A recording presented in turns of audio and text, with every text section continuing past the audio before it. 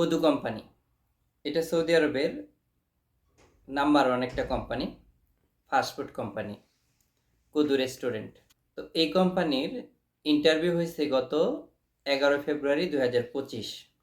তো অনেক ভাই যে প্রশ্নটা আমাকে করছে যে ভাই আপনার ভিডিও আমি দেখে ইন্টারভিউ দিছিলাম, কিন্তু ইন্টারভিউ সিলেক্ট হয়েছি, হওয়ার পরেও এই কোম্পানি ভিসা দিচ্ছে না, ভিসা আসতে দেরি হচ্ছে কেন, এটা জানতে চাইছে অনেকেই।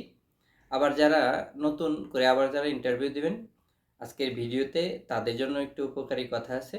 তো সেই ভিডিওটা যে যেখান থেকে দেখতেছেন, একটা রিকোয়েস্ট, এই পেজটা একটা ফলো করে যাবেন এবং কি ভিডিওটি শেয়ার করে দিবেন।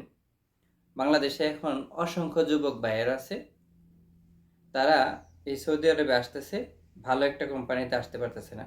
তো এই যে কদু কোম্পানি, তো এই কোম্পানিতে আপনি যারা সিলেক্ট হয়েছেন যারা, তো ভিসা কেন আসতেছে না? তো ভিসা না আসার কারণ হচ্ছে গত 11 ফেব্রুয়ারি তারিখে হইল বাংলাদেশে ইন্টারভিউ হয়েছে, ডেলিগেট হয়েছে। তো এরপরে আবার কিন্তু ইন্ডিয়ায় হয়েছে এবং কি নেপালে হয়েছে। তো যার কারণে এই তিনটা দেশ মিলাইয়া ওনার হইল এই ভিসাগুলো হইলো প্রসেসিং হবে, ভিসাগুলো আর কি কতগুলো লোক তারা সিলেক্ট করছে সেইভাবে হলো বাংলাদেশ থেকে লোকগুলো নিয়ে আসবে।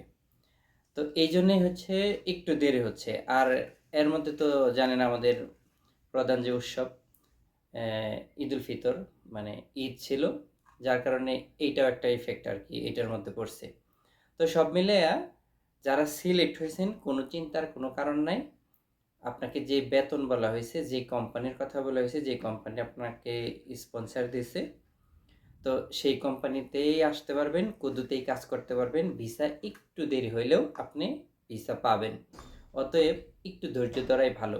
যারা নতুন করে আসবেন, আবারও কিন্তু লোক নেবে, তো ওইগুলো তো ভিসা আপনি পাবেনই, যারা যারা সিলেক্ট হয়েছেন তো তারা পাবেনই। আর যারা নতুন করে আসবেন, তো তারাও কিন্তু পাসপোর্ট এজেন্সির মাধ্যমে আপনি জমা দিতে পারেন, আপনার যে এজেন্সি ভালো লাগে, যেটা আপনার খুশি। কারণ হচ্ছে এই যে কদু কোম্পানিতে যে সৌদি আরবে লোক নেবে, এটা সকল এজেন্সি জানে। কাজ একটা মূল এজেন্সি পাইছে, তো সেই এজেন্সির নাম সম্পর্কে জানতে চাইলে আপনি ইনবক্স করবেন, আমি বলে দেব। কারণ ভিডিওর মাধ্যমে যদি আমি এজেন্সির নাম বলি, তো আবার অনেকেই বলবে যে এজেন্সির কাছে টাকা নিয়ে ভিডিও করতেছে। আসলে মূল উদ্দেশ্য কিন্তু আমার সেটা না। আমার উদ্দেশ্য হচ্ছে বাংলাদেশ থেকে যারা এখন বর্তমানে সৌদি আরবে আসতেছে, তারা যেন একটা ভালো কোম্পানিতে আসতে পারে। যদিও কোম্পানিগুলো এখন সাপ্লাই সৌদি আরবে 99%, কিছুদিন আগেও 90% সাপ্লাই ছিল, এখন 99% বলা চলে, সবগুলো সাপ্লাই কোম্পানি। তো কাজেই ডেলিকেট দিয়ে যদি আপনি ভালো একটা কোম্পানিতে আসতে পারেন, সেটা আপনার জন্য ভালো।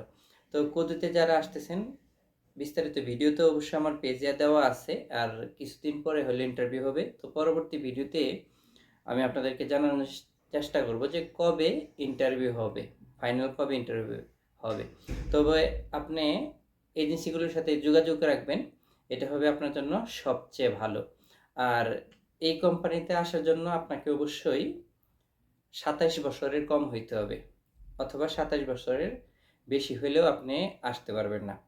আর এই কোম্পানিতে ওভারটাইম আছে, সব মিলিয়ে মোটামুটি আপনি ভালো একটা অবস্থানেই আসতে পারবেন, পরবর্তীতে আপনার বেতন বাড়বে।